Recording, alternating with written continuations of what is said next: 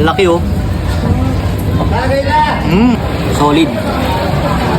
Naghahanap ka ba ng murang combo meal na siguradong mabubusog ka sa sarap at sa dami ng laman nito? O baka naman gusto mo rin tumikim na naglalaki ang fried siomai na may iba't ibang klaseng masasarap na sauce? At hindi lang yan dahil meron din sila ditong bestseller na chicken na laking na talaga nga namang mapapawaw ka sa sarap. Mga kayupips, nandito tayo sa kabahan ng P. Santos mga kayupips. Corner lang yan ng E. Flores mga kayupips. Dito sa Malibay, Pasay mga kayupips. At dinayo natin to nga basta siomai mga kayupips. Nababalitaan natin na may masasarap sila dito mga foods mga kayupips. So samahan nyo ako, tikman natin yung kanilang foods.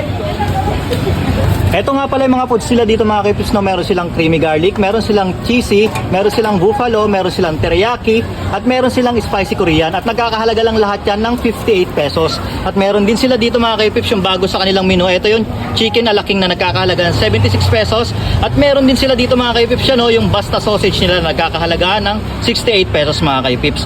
Magandang hapon Madam Donna. Kailan po nag-start tong business nyo? Bali yung March po last year. March mo last year. Anong oras po nag-ooperate tong store nyo? 3 p.m. to 11 p.m. po siya. Matanong ko na rin pala madam, kung saan po located to para pag may mga gusto pumunta dito na mag-food trip, alam na nila kung saan lugar to. Barangay P. Santos, corner E. Flores po. Dito lang po yan sa Malibay. Madam, pa-order ako ng combo meal, tsaka isang creamy garlic, tsaka cheesy cheese nyo po. Sige po.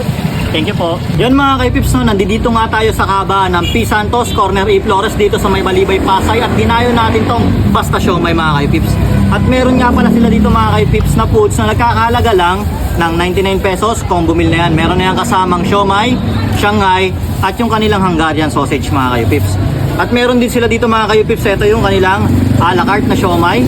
50 pesos lang to mga kaypips. Tingnan nyo naman kung gaano ka-solid at kung gaano kalaki. Yan o. At hindi lang yung mga kaypips, hindi rin magpapahuli ang kanilang bestseller dito at ang bago sa kanilang menu, ito yung chicken na laking mga kaypips. Nagkakahalaga lang to ng 76 pesos. Yan o. O paano mga kaypips, tikman na natin to. Syempre mga kaypips, simulan natin sa kanilang combo meal. Ito yung 99 pesos nila. Tingnan nyo naman mga kaypips kung gaano kalaki yung kanilang Hungarian sausage. Oh. Sa halagang 99 pesos, sulit ka na dito. Tikman natin. Ano? Solid na solid. Yung sauce nila dito, ang sarap. Tapos, talagang malaki yung yung kanyang Hungarian. Saka tamang-tama yung lasa ng kanyang Hungarian dito, hindi yung maalat ha. Mahalo.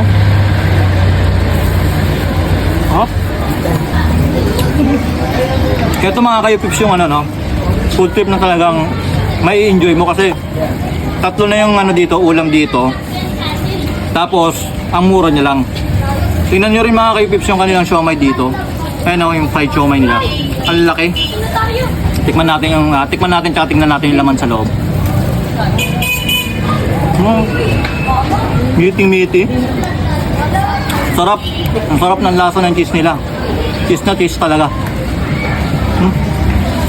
Sarap pa sa kanin mga kayupips.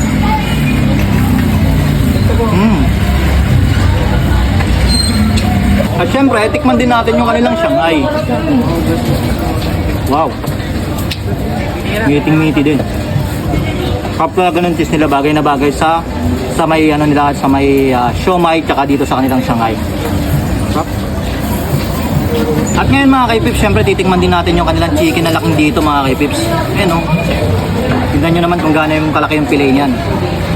Solid. Sarap. Saka yung java rice nila dito mga kaypips talagang solid na masarap ha.